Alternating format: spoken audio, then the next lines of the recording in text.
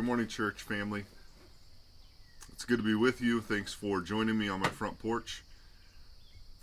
I want to share with you a liturgy that's been meaningful to me over this time of social distancing, and especially in the last week or so as I've watched the social unrest unfold, as I've grieved the murder of George Floyd and wondered where the depth of my grief has come from, and what to do with those feelings and those emotions. And so this liturgy is from Andrew Peterson's Every Moment Holy.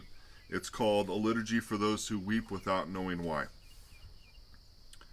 There is so much lost in this world, O Lord, so much that aches and groans and shivers for want of redemption, so much that seems dislocated, upended, desecrated, unhinged, even in our own hearts. Even in our own hearts we bear the mark of all that is broken. What is best in this world has been bashed and battered and trodden down. What was meant to be the substance has become the brittle shell, haunted by the ghosts of a glory so long crumbled that only its rubble is remembered now. Is it any wonder we should weep sometimes without knowing why? It might be anything. And then again, it might be everything. For we feel this. We who are your children feel this empty space where some lost thing should have rested in its perfection. And we pine for those nameless glories, and we pine for all the wasted stories in our world, and we pine for these present wounds. We pine for our children and for their children too, knowing each will have to prove how this universal pain is also personal. We pine for all children born into these days of desolation, whose regal robes were torn to tatters before they were even swaddled in them. O Lord, how can we not weep when waking each day in this vale of tears? How can we not feel those pangs when we, wounded by others, so soon learn to wound as well, and in the end, wound even ourselves? We grieve what we cannot heal, and we grieve our half-belief, having made uneasy peace with disillusion, aligning ourselves with a self-protective lie that would have us kill our best hopes just to keep our disappointments half confined.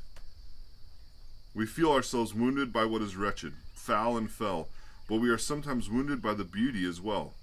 For when it whispers of the world that might have been our birthright, now banished, now withdrawn, as unreachable to our wounded hearts as ancient seas receding down some endless dark. We weep, O Lord, for those things that, though nameless, are still lost. We weep for the cost of our rebellions, for the mocking and hollowing of holy things, for the inward curve of our souls, for the evidences of death outworked in every field and tree and blade of grass, crept up in every creature, alert in every longing, infecting all fabrics of life. We weep for the leers our daughters will endure, as if to be made in reflection of your beauty were a fault for which they must pay. We weep for our sons, sabotaged by profiteers who seek to warp their dreams before they even come of age.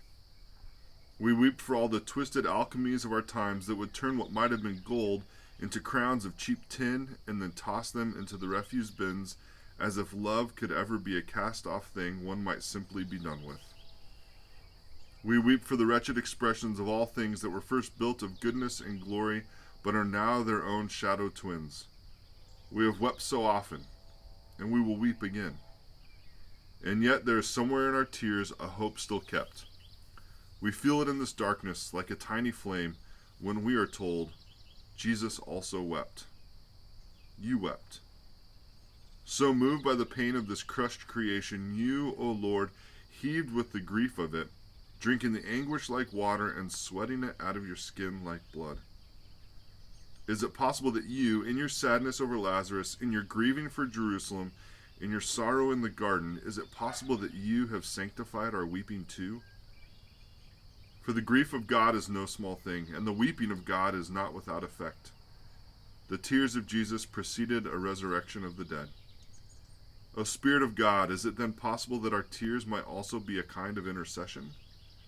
That we, your children, in our groaning with the sadness of creation, could be joining in some burdened work of coming restoration?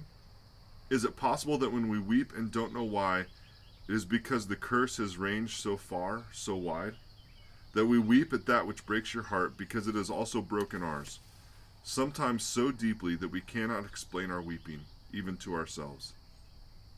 If that is true, then let such weeping be received, O Lord, as an intercession newly forged of holy sorrow. Then let our tears anoint these broken things, and let our grief be as their consecration, a preparation for their promised redemption, and our sorrows sealing them for that day when you will take the ache of all creation and turn it inside out, like the shedding of an old gardener's glove. O Lord, if it please you, when your children weep and don't know why, yet use our tears to baptize what you love. Amen.